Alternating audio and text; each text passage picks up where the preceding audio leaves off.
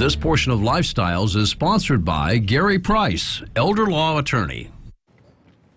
And as promised, here he is, Gary Price, and you saw a copy of his book that is free for you. And it's good to see you again. Good to be here. Thank you. Today we want to talk about some misconceptions that are out there in the marketplace when you start thinking about Medicaid. What are they, Gary? You know, we kind of picked the subject to talk about based upon what comes into the office and the things I hear from people. The number one misconception is still, and maybe will always be, I don't know, this idea that in order to qualify for Medicaid, you have to spend all your money. This week, a person came in, a friend of mine, they said, it's always a friend, a friend of mine, a parent went into the nursing home. They spent $250,000 before she was qualified for Medicaid.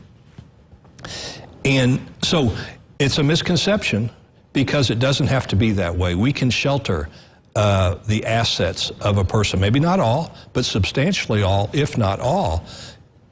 But what happened to that person that spent the $250,000 was they didn't do anything. They just kept paying the bill every month, and they didn't ask whether there was a better way to do this, whether there was an alternative, and there certainly is.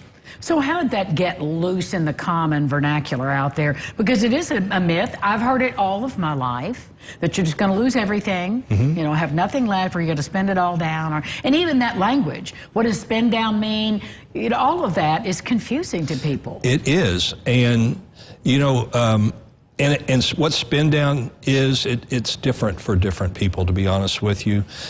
But the point is, you don't have to spend all your money to get qualified. In fact, if you're a married couple and one spouse needs assistance, we can protect all your assets. You don't have to spend anything.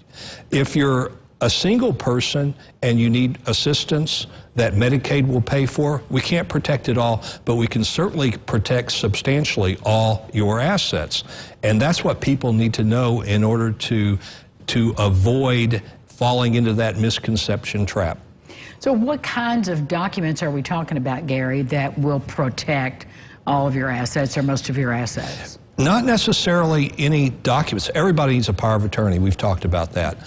But there are some certain transactions that we would have to utilize, and I say utilize because there are transactions that the Medicaid office allows us to do in order to shelter assets. So it's not necessarily documents that need to be completed, it's actually financial transactions that we need to take advantage of in order to shelter the assets.